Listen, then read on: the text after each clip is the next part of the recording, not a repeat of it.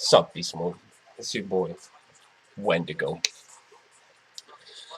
Um, it is an eViLOG. It's April 13th, 2015, and this is my Beast Mode Volume 37 prediction vlog slash eViLOG. So first, right, let's get right into the prediction game because it takes forever. We all know it. Roberts versus Tipsy. So, actually, both these dudes are pretty hype. Roberts has that crazy Maltese. He's got a bit of cadence. I'd like to see him lift his spit game up though, and really get with the punches, because he's got crazy punches. He's got crazy flow. His delivery is good, but that's the one aspect I think he could step up. However, his opponent, fuck him. I gotta go 2-1 Roberts. Tipsy, I've seen his material, and I just think Roberts gonna come through with. He puts work in. Like he's been kind of underdogged, and I think he's gonna just start to shine now. Next up, Public versus Castro Bello. I think I've seen some of Public's stuff. I haven't seen anything from Castro Bello, but that's a hella tight name.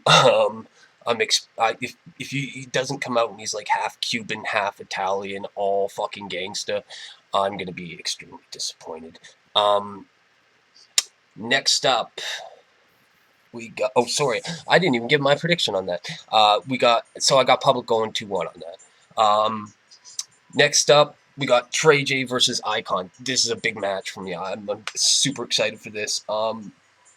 Trey J's a monster. I expect physical clowning. I expect some fucking, some animosity, some actual fucking in this battle. So, but Icon is fucking outside the box. I love the way the guy thinks and puts together his shit. So, this is gonna be one hell of a battle. I'm super excited for it.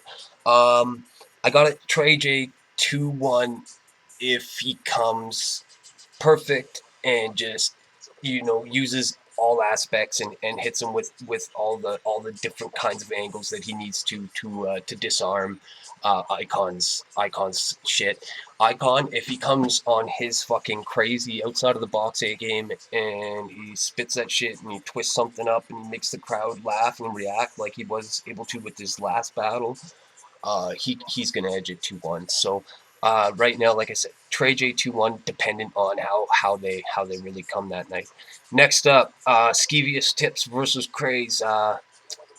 Shit, they're both Skeevious. I just identify with that. Like, I mean, he's got good flow. He doesn't try to step out of his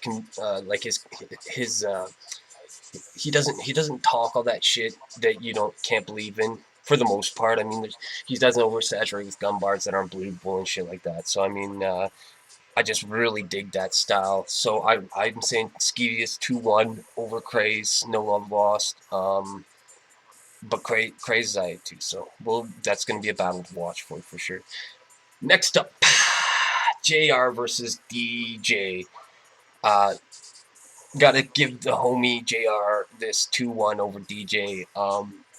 I've never seen anything from DJ. Maybe I will. Maybe I'll check it out. Maybe my opinion will change. But right now, I just that's a really unoriginal name. So just based on that, I'm gonna assume that the writing is very unoriginal and give it to the homie JR 2-1 until I maybe check out this DJ guy. Next up, Pappy Mason versus Merge 1. I think the last time I saw Merge battle was a slap battle. Shit was dope. Pappy Mason's no slouch though, son. It could be a 2-1 for Merge, but I just think that Pappy Mason's like more of the total package, and we're gonna see Pappy Mason come out 2-1 over Merge. Next up, ATG versus Shane Mack. Now, if I'm not incorrect, Shane Mack is the 5-fold title holder right now.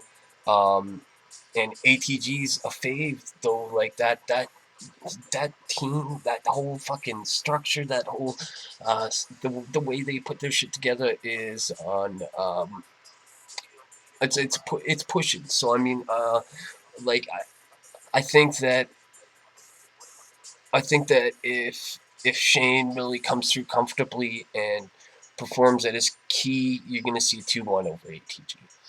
But I think that if ATG snaps and just fucking cuts him the fuck up, it's going to be 2-1 ATG. I know I give a lot of fucking on the fence opinions, but that's the way it is. You know what? It's all about that night and how everybody comes on that specific performance. You know,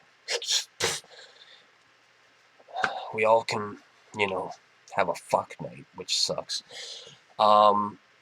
Next up, Dabs versus Awkward Dan.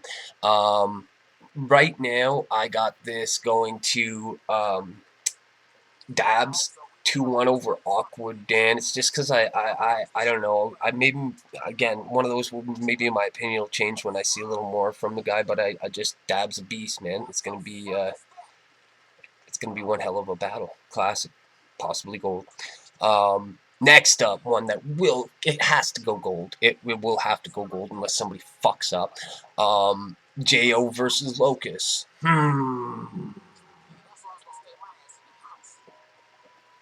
So, Locust is nice. Don't get me wrong. This in no way is a discredit to him. It's just that he's coming at Jo at a time when Jo's stock is rising. He knows the pressure's on. He's going to be performing at peak, hungry, vicious. If he comes with that type of performance he had against Corns, but improves in little small areas and makes those punches more dynamic, and make sure that his punches really connect not only to the crowd and into his scheme, but also resonate and hurt the opponent, he's going to be unstoppable. I mean, right now I got to say Jo 2-1 over Locust. Unless somebody fucks up. Casper the Deadly Ghost versus Slow Loris. Wow. Both these guys are beasts. This is, the next two battles I'm going to talk about are just showstoppers. Showstoppers. This is what we live for. So, Casper the Deadly Ghost versus Slow Loris. Slow is crazy. What a pen game. Just like, in my opinion, like one of top 10 pen in BM. He's just a monster with the pen. Casper's fucking hilarious though, and I think that he's got the right delivery and angles to disarm Slow, and we're gonna see a back and forth. I can't even really call this one. I gotta give it 2 clips. 3-0. Next up, we got Luke Nukem versus Joey V. Joey, maybe I should be giving this one to clips. 3-0. Give me a second. I really want to get into this one.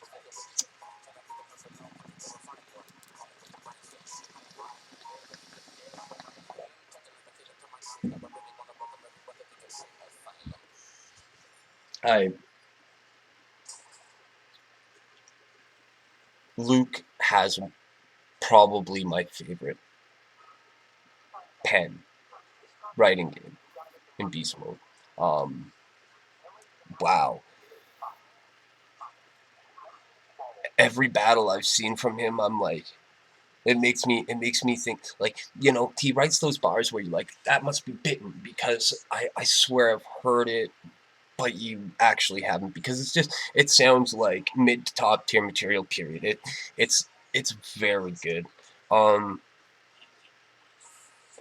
Joey fucking has that crazy dynamic performance.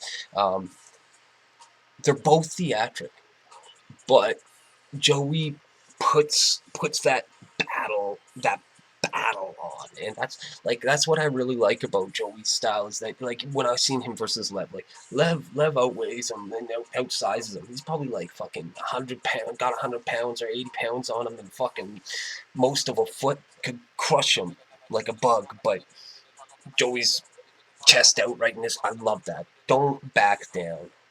Dude's a beast. So, wow. Here's how it's gonna go. The first round, I think, is gonna go to Joey because he's got that wow factor on the performance. I expect very high things out of Luke in the first as well, but I just think that the way Joey's gonna come into this is gonna be on some next level shit. Round two, I think, is gonna go to Luke when his pen, like when his delivery starts to catch up with the pen, and he really puts it together. He's gonna start to, especially if he can flip. If he can flip on Joey, it's gonna be second round for sure. Gonna go to Luke if he can flip something really nice from Joey's first. The third is where it gets really interesting for me. I'm not sure where to call this one.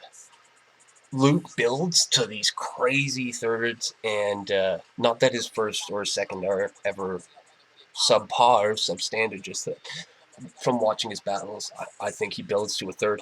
And Joey gets that crazy near the end of the battle mentality where he starts to go off too. So, um, if Joey's high energy and he kills it, kills his performance, I gotta say it's gonna be a 2-1 Joey. But if there's any kind of like lackluster to Joey's performance and that crazy mood that he sets, it's gonna end up going 2-1 for Luke. See, always on the fence, fucking Wendy. Sorry guys, I'm just face deep in a baconator right now.